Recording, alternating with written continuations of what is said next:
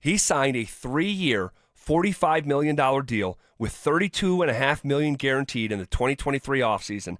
This guy, and again, I know it's a lot of money, guys, so I'm not trying to, things get lost in translation. This is a ton of money, but within the scope of the NFL, Zack Allen was a bargain for who he's been compared to what he's been paid, again, by the NFL landscape.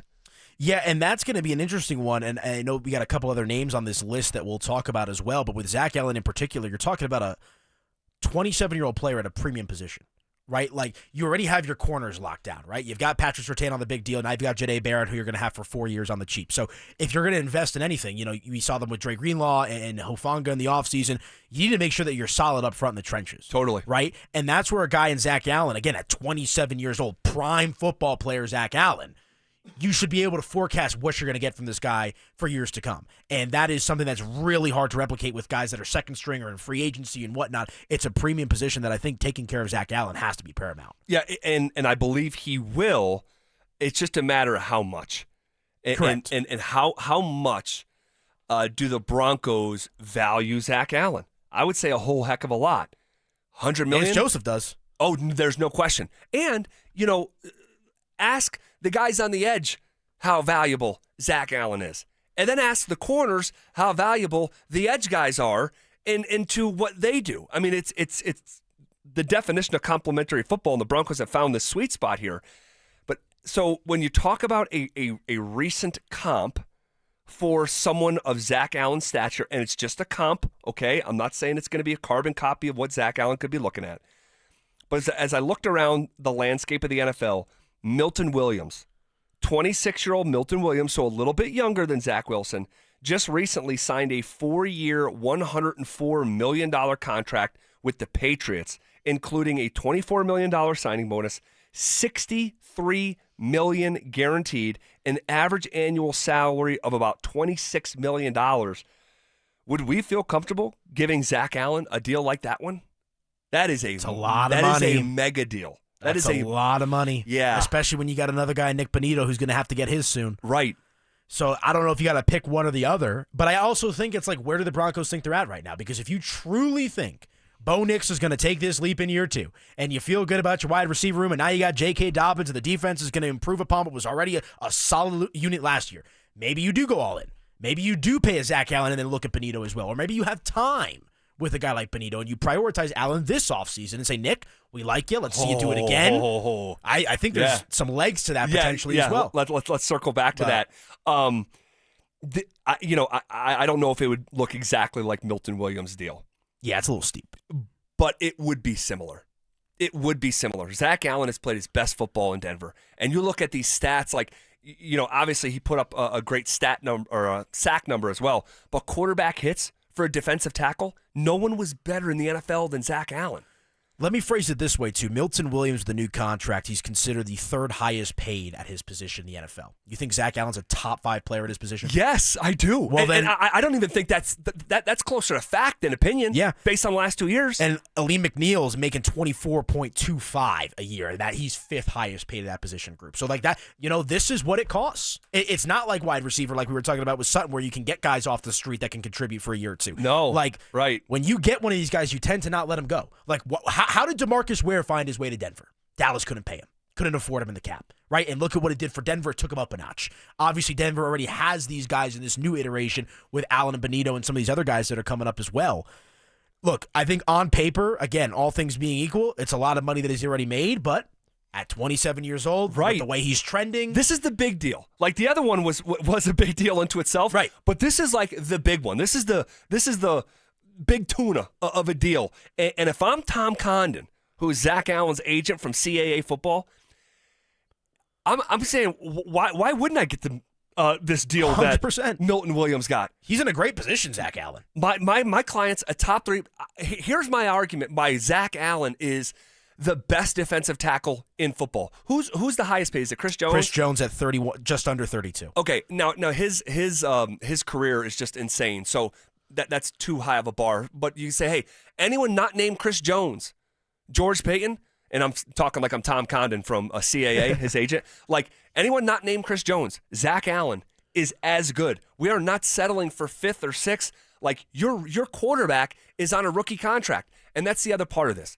When quarterbacks are on rookie contracts, we often associate it most with acquiring new talent because you have that financial flexibility, and not always so much as retaining the blue chip talent that you have because Bo Nix is on a rookie contract, if that makes sense. No, it does, but also having Bo Nix on a rookie contract, in theory, should free you up to sign these guys, because now is the opportunity. Because 2 years from now, we're going to be talking about Bo Nix making what? Exactly. How much? I mean, I don't even want to think about that number. Right. It's crazy. No, but exactly.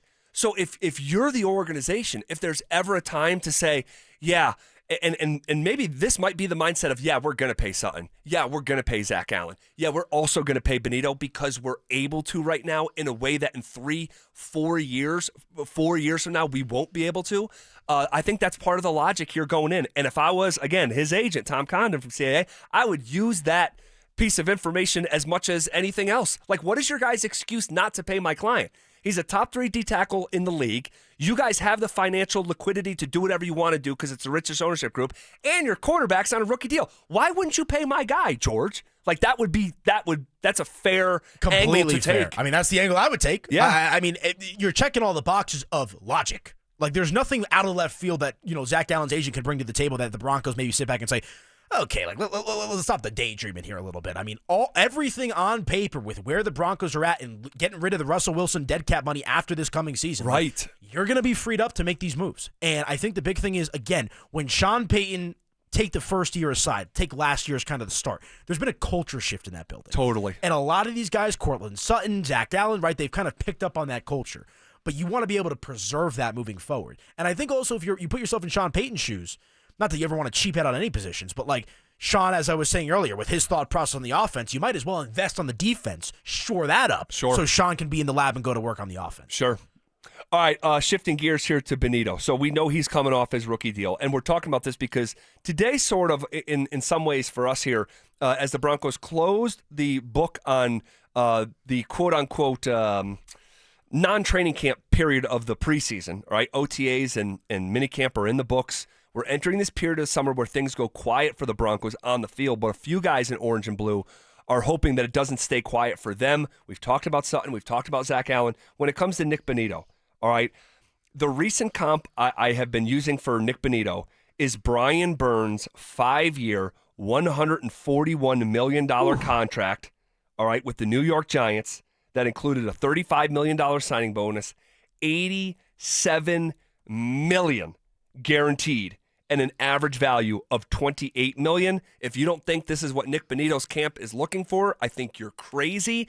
The comp, I think, is fair because Brian Burns was entering year 4, didn't have a double-digit sack season, had 12.5. That's close to Bonito's 13.5, who also never had a double-digit sack season before this past year. He's heading into the final year of his contract. Would you feel comfortable paying Nik Bonitto a 5-year, $141 million contract with over $87 million guaranteed?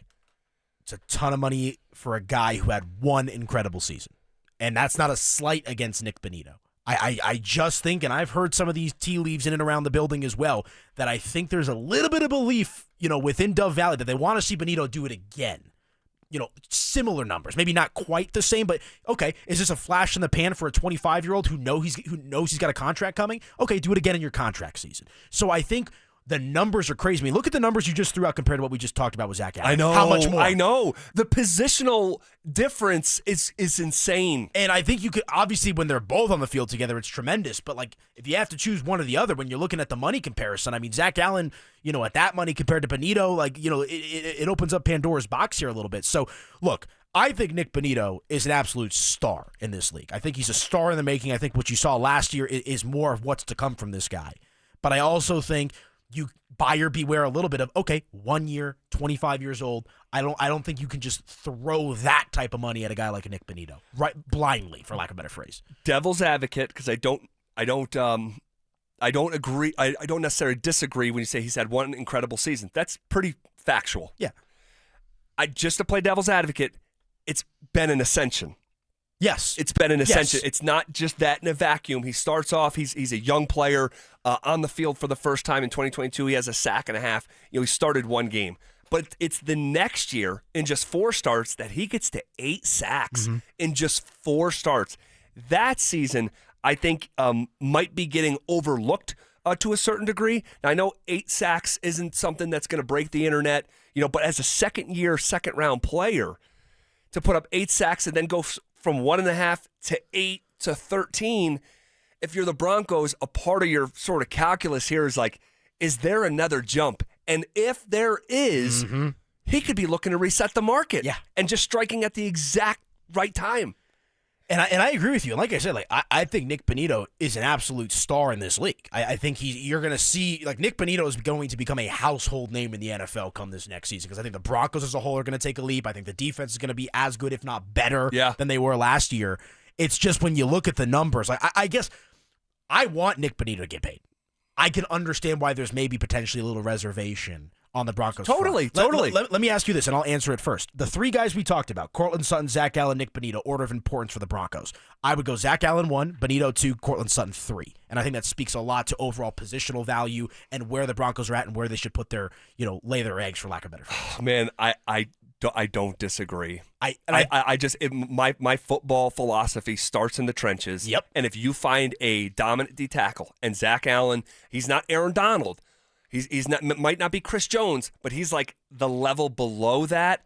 Man, you got to reward that, especially considering how much cheaper it is than a Bonito contract coming off the edge.